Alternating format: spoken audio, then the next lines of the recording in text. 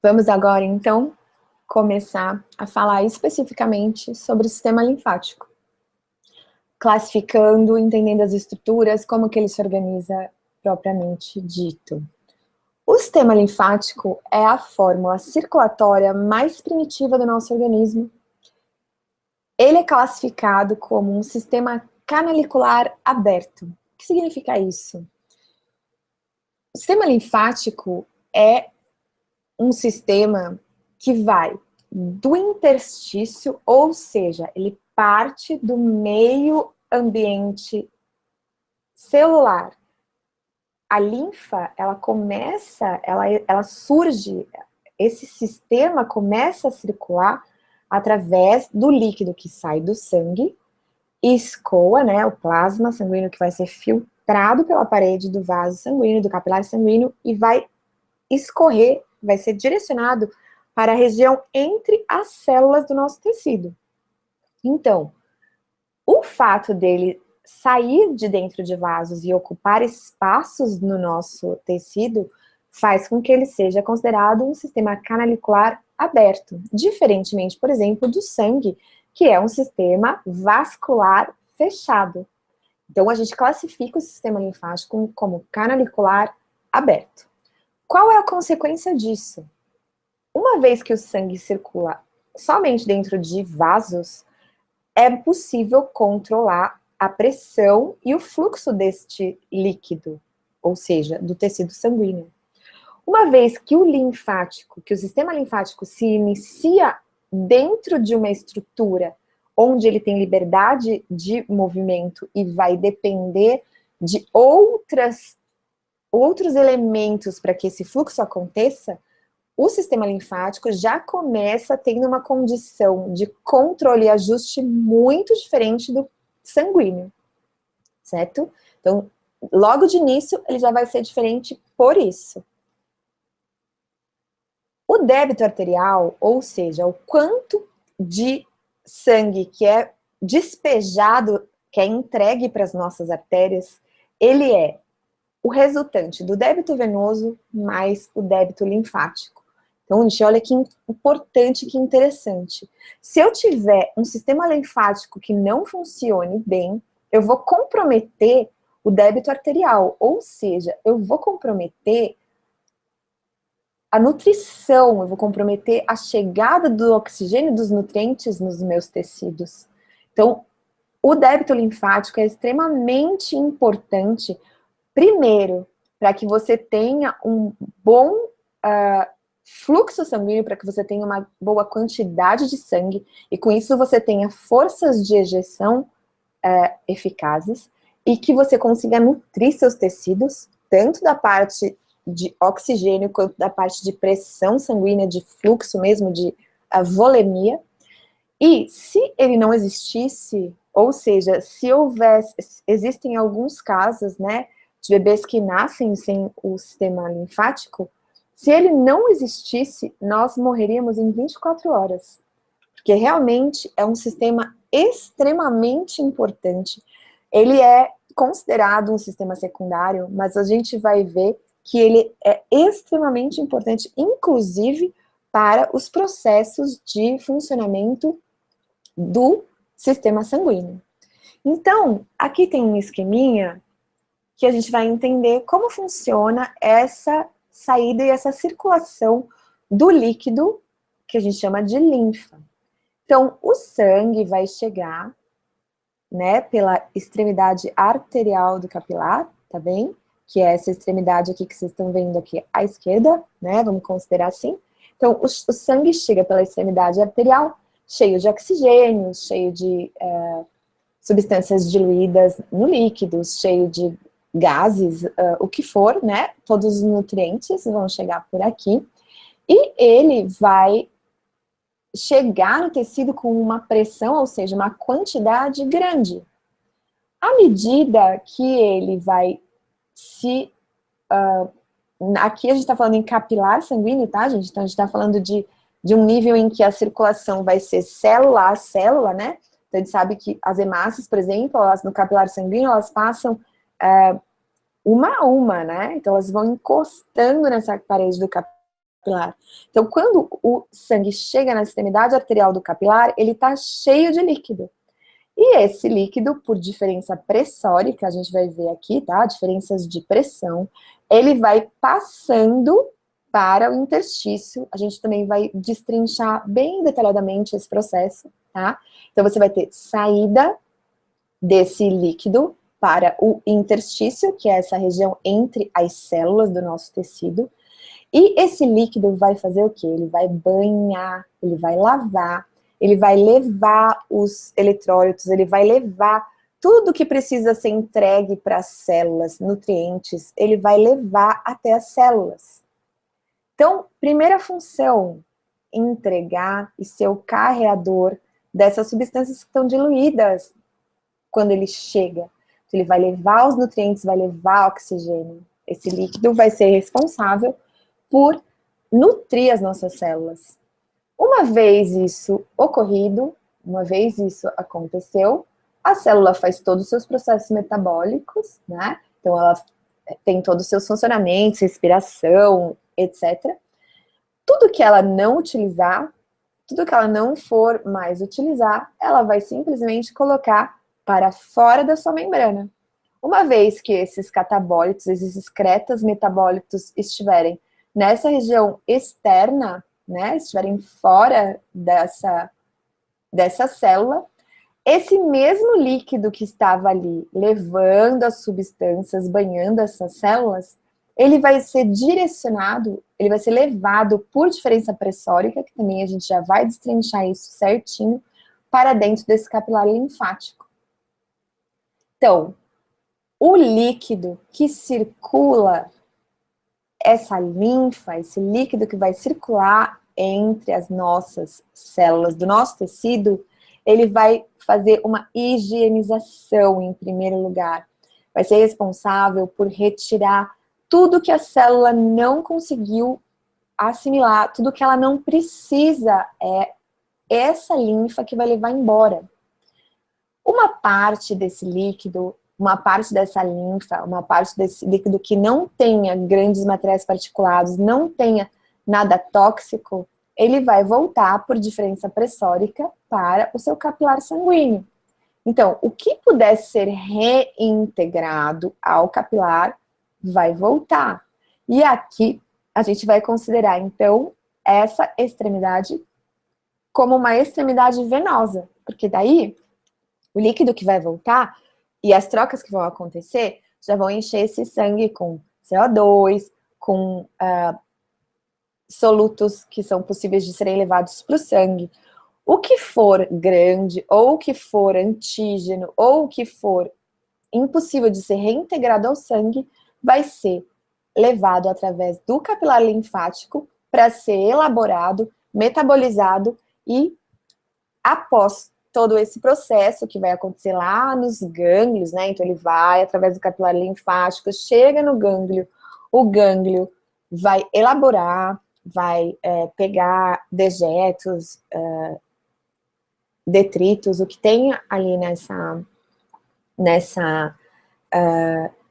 região, seja um resultado de uma defesa celular, seja o que for, uma macromolécula que se formou ali, que não pode ser reintegrada ao sistema sanguíneo, ele vai ser incumbido de levar isso até as unidades que processam essa linfa, que são os linfonodos, que a gente também vai estudar detalhadamente, né, que é realmente a unidade de higienização dessa linfa, onde vão ser quebradas as macromoléculas, onde vão acontecer, se necessário, os processos de imunológicos propriamente ditos, antígeno, anticorpo. Então, depois de passado, de processado nessas regiões ganglionares, nesses gânglios, que a gente vai ver que tem inúmeros no nosso corpo, essa linfa sai límpida a ponto de poder ser descarregada, ser jogada de volta à nossa corrente sanguínea, e a partir daí, o que ficou vai ser filtrado em nível renal. Então, o que significa linfa? De onde vem a denominação linfa? Linfa vem do latim, né? Então, linfa significa água ou seiva. E a gente vai ver que a vida é o fluxo de líquidos. Então, o que diferencia uma pedra de uma planta? Por que a gente diz que a pedra está morta e a planta está viva? A planta consegue fazer movimentos de líquido. A planta, ela tem fluxos de líquido. Então, Dr. Steele já dizia que vida é movimento, e eu digo que a vida é fluxo de líquidos, que isso é extremamente importante. São os fluxos de líquidos que nos defendem, são os fluxos líquidos que fazem com que a gente se movimente. Se você parar para pensar numa amebinha, como que a ameba se movimenta? A ameba está lá quietinha e ela precisa se alimentar. Se tiver tudo bem, se ela estiver com alimento, se estiver tudo quieto, ela vai ficar na homeostase dela quietinha e não vai se movimentar. Agora, a partir do momento que ela precisa emitir um pseudópode para se movimentar, ou, por exemplo, para criar uma estoma e englobar um micro-organismo, é através do fluxo de líquido que ela vai empurrar essa membrana, através do direcionamento do líquido, que ela vai deformar essa membrana e conseguir englobar o bichinho que ela quer comer. Então, é o fluxo líquido que vai gerar as nossas defesas e as nossas ações. É através do direcionamento de líquido que a planta cresce, é através do direcionamento de líquido que a ameba emite seus pseudópodes, é através do direcionamento de líquido que o nosso organismo se defende, por exemplo, enrijecendo uma região que está sofrendo muitos choques mecânicos. Então, se eu tenho uma região que sofre uma pancada, o que acontece? Ela incha, ela inflama, ela fica rígida, justamente para que não aconteça novamente aquela lesão devido à falta de proteção. Então, é muito poético e muito bonito entender que o sistema linfático, ele não é só um sistema de defesa no sentido específico e anatômico da palavra, mas é o sistema linfático que vai colocar o nosso tecido em defesa ou em correção. É o líquido e a presença do líquido que vai colocar os nossos tecidos em inflamação, em rigidez, em aumento de temperatura, para que as reações químicas aconteçam mais rápido, para que haja uma limpeza, uma higienização da região. É o sistema linfático que vai nos defender o tempo inteirinho.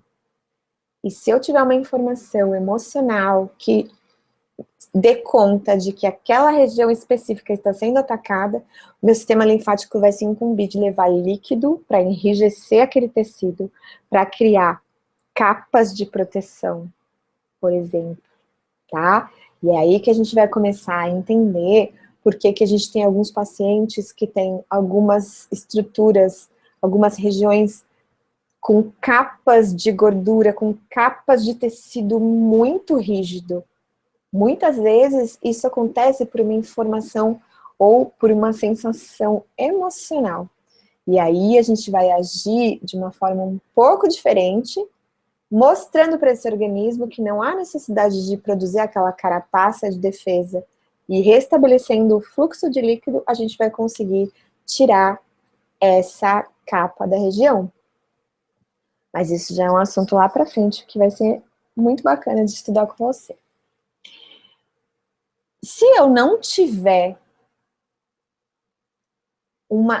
um funcionamento ideal desse sistema, né?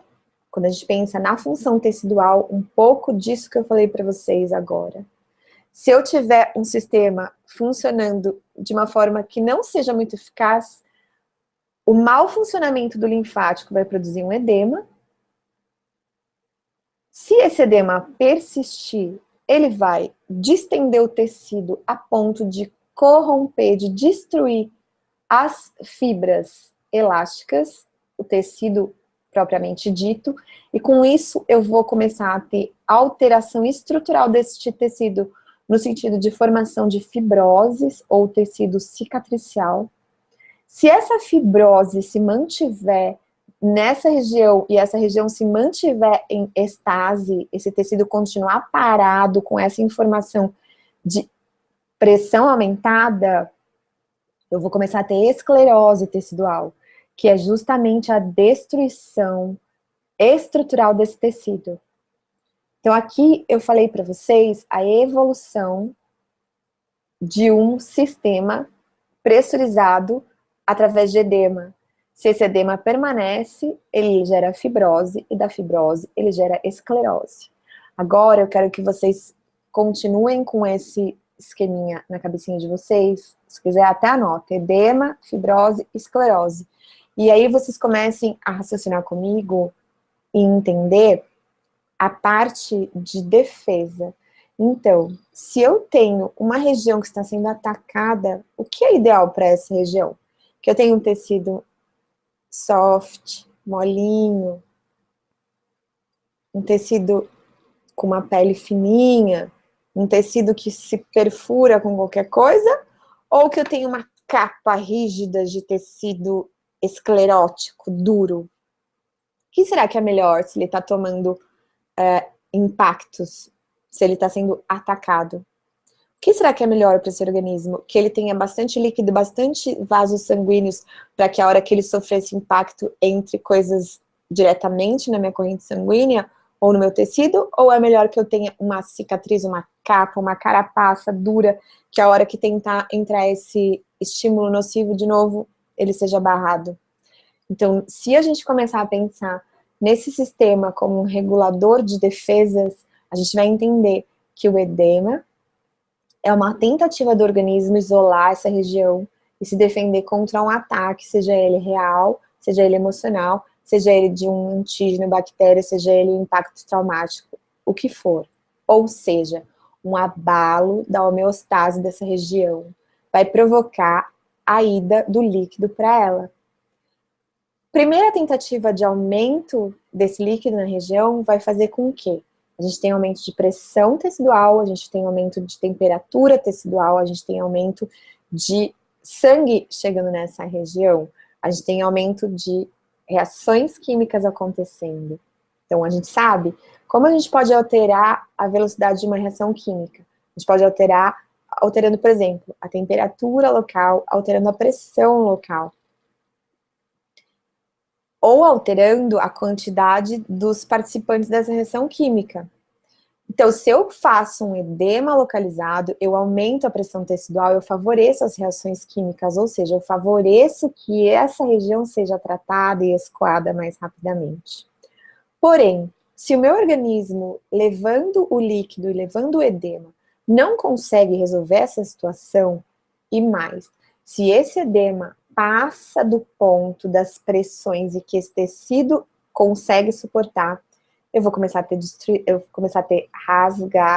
destruição e rasgamento desse tecido, e a partir do momento que rasgam-se as estruturas elásticas, que a gente já vai conversar um pouquinho a respeito dessas estruturas também, eu começo a ter reparação cicatricial, tá? Então, eu vou começar a ter tecido cicatricial, tecido fibroso naquela região, tecido aderido, tecido colagenizado. E se essa situação perdura, o meu organismo vai dar conta de esclerosar e fibrosar e fazer com que esse tecido realmente se torne um tecido rígido, um tecido que não vai receber mais, não vai ter mais essa condição de elasticidade, essa condição de maciez, essa condição de funcionamento normal, tá? Então, é muito legal quando a gente começa a juntar essas informações, porque fica tudo muito coerente. E a pressão do tecido, isso é muito importante também, a função linfática tecidual é manter a pressão tecidual negativa. Vocês já pararam para pensar um pouco em relação como que o tecido da gente se mantém coeso? Como que uma célula não se separa da outra? Como que você não tem destruição, explosão desse tecido? É justamente porque o sistema linfático se incumbe de manter pressões negativas no nosso tecido, né? Então, se você parar para pensar, quanta força seria necessária para, por exemplo, movimentar um pulmão, para você conseguir fazer um fole, para você conseguir fazer com que o ar entrasse nesse pulmão através de pressão positiva, a gente faz isso, não faz? Quando o paciente está lá entubado, que te coloca pressão positiva. Então, tem uma máquina que faz uma pressão enorme para enfiar o ar dentro do nosso pulmão e conseguir oxigená-lo. Se a gente parar para pensar e você começar a fazer uma análise do organismo, o nosso organismo trabalha sempre com pressões negativas. Então, o coração, ele vai receber a pré-carga cardíaca através de pressão negativa, né? Então, o fluxo, toda essa circulação vai fazer com que o retorno venoso preencha a cavidade cardíaca, e a cavidade cardíaca, por sua vez, vai ser distendida e, através do reflexo de estiramento muscular, ela vai voltar a contrair. Porque se eu tivesse que empurrar com pressão positiva esse sangue para ele vencer toda a barreira pressórica do organismo, teria que ter uma bomba extremamente potente. Então, o nosso organismo trabalha com pressões negativas. Então, tem lá a caixa torácica, que é toda arquitetada para se abrir, né? Então, ela é toda arquitetada. Se você cortar o externo, as costelas se abrem. A conformação das costelas é feita de uma forma que ela é toda torcida. Se você cortar o externo, ela se abre, né? Ela se abre. Então, a conformação do nosso tórax é feita para quê? A pleura tem pressão negativa. Então, à medida que o músculo puxa um pouquinho para a abertura dessas costelas e o diafragma baixa, né? O seu centro frênico e afasta essas costelas, ou seja, ativa esse sistema de pressão negativa do tórax, o ar entra. Se eu tivesse que manter todas as estruturas teciduais comprimidas através de força positiva, eu precisaria de uma estrutura muito potente para isso. Então, o nosso organismo inteiro é mantido através de pressões negativas. E é função do sistema linfático manter essa pressão tecidual negativa. A partir do momento que essa pressão começa a se aproximar do zero, e se ela passar do zero, eu começo a ter esclerose tecidual. O sistema fica incapaz de se drenar. A gente também vai ver isso bem detalhadamente. Então, função tecidual do sistema linfático é manter essa pressão negativa. É uma função muito importante do sistema linfático. Além disso, as pressões que esse sistema linfático vai determinar no nosso tecido vão favorecer as reações bioquímicas, como eu já citei alguns exemplos aqui para você. E através disso, também, através da presença de mais ou menos líquido, a gente vai ter a estrutura do formato tecidual. É a presença desse líquido que a gente vai ver, que não fica em forma de líquido, que 99% dele vai estar em forma de gel, que eu vou ter o formato do tecido e os contornos teciduais. Então, já dá pra gente entender que esse funcionamento adequado é muito importante para que você tenha uma superfície tegumentar adequada. Quando a gente observa celulite, quando a gente observa aqueles aspectos de casca de laranja, quando a gente recebe a nossa paciente de tratamento estético para fazer drenagem, é através da correção do ambiente intersticial, ou seja, do microambiente celular, que a gente vai conseguir a melhora na superfície. Então, eu quero que você tenha na sua cabeça que a gente vai falar a partir de agora de célula a célula. E você vai ter condições de saber, através do seu toque, em que condição que está funcionando essa célula que você vai tratar. E a gente vai pensar em cada uma dessas células como organismos, indivíduos, que têm emoções, sensações, funções, que podem estar funcionando para mais ou para menos. E tudo isso a gente vai tentar corrigir. Por quê? Para que eu tenha um efeito estético, para que eu consiga reverter uma celulite de grau 4, para que eu consiga reverter um tecido que está totalmente alterado, um tecido que está hipocirculado, um tecido que está com uma situação, por exemplo, que você já tem esclerose, que você já tem alteração da superfície desse corpo, eu preciso agir no nível celular para poder corrigir isso. Continuando na função tecidual do sistema linfático, o sistema linfático vai também participar dos processos de reparação e cicatrização tecidual. E também vai fazer o transporte por osmose, como eu comentei com vocês, de ele trazer o líquido, né, trazer nutrientes através das barreiras e das membranas. Então, se eu tiver um líquido, uma linfa mais concentrada ou menos concentrada, eu vou ter mais ou menos passagem por osmose através dessas membranas, tanto da membrana celular quanto da membrana capilar. Continuando ainda na função do sistema linfático. Ele tem uma função fundamental na defesa tecidual. Acho que já deu para vocês imaginarem um pouquinho com essas coisas que eu comentei agora, com esses exemplos que eu dei, o quão importante o sistema linfático é na defesa tecidual. Tanto na defesa mecânica, nesse sentido de alterar as pressões, quanto na defesa imunitária mesmo. Se eu tenho um tecido que está com fluxos líquidos livres e esse fluido consegue livremente circular, e eu tiver algum micro-organismo nessa região, esse micro-organismo vai conseguir circular livremente também.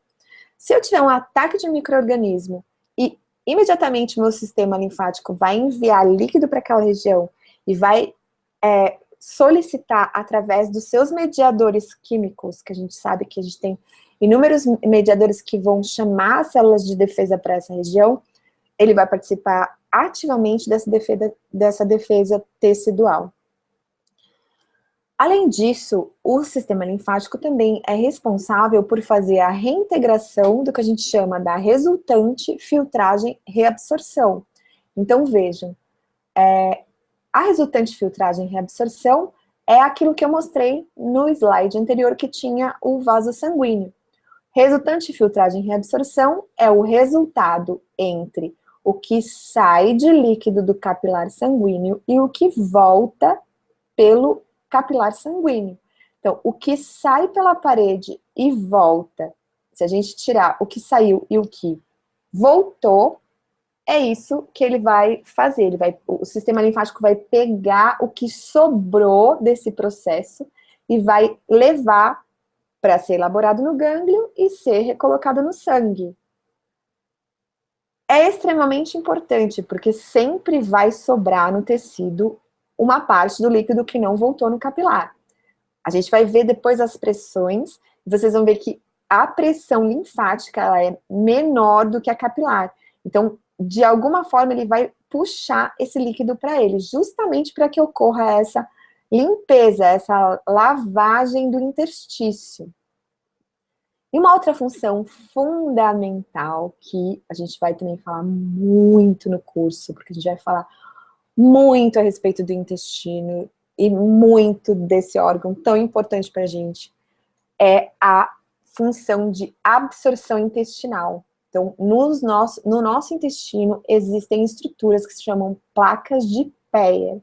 Essas placas são responsáveis por absorver gorduras e nutrientes, e elas só vão acontecer, essa absorção só vai acontecer através do sistema linfático. Então, se eu tenho um sistema linfático sobrecarregado que não funciona no meu organismo inteiro, você vai entender, vou mostrar para você, que o tronco intestinal, que é responsável por absorver alguns nutrientes fundamentais, produzir substâncias fundamentais, inclusive substâncias que vão agir como neurotransmissores, ele vai se dar através da absorção do linfático. Então, se o meu linfático geral não está funcionando bem, o meu intestino não vai conseguir fazer a absorção desses nutrientes. E é por isso também que nós vamos tratar o intestino dos nossos pacientes. A gente vai drenar, a gente vai melhorar a mobilidade, a gente vai dar condições de cinta abdominal, a gente vai trabalhar e reposicionar esse abdômen, A gente vai trabalhar e reposicionar e reabilitar a respiração desse paciente, porque a gente precisa de compressão abdominal dos vasos do nosso intestino, das placas de Peyer, consigam absorver nutrientes que são fundamentais para a nossa vida, tá? Então, mais uma função é a absorção de nutrientes pelos linfáticos intestinais. Além disso, o linfático vai ser uma via acessória para que você tenha a reintegração, ou seja, que você consiga levar grandes materiais particulados, macromoléculas, proteínas de alto peso molecular que não teriam nem como passar pela membrana do capilar sanguíneo e nem poderiam circular dentro do capilar sanguíneo, porque poderiam entupir estruturas, poderiam realmente causar grandes problemas se fossem levados por via sanguínea. Então, é o linfático que vai ter a função de carregar essas estruturas grandes de volta, quer dizer, essas estruturas grandes para serem elaboradas e assim poderem entrar novamente no sistema sanguíneo.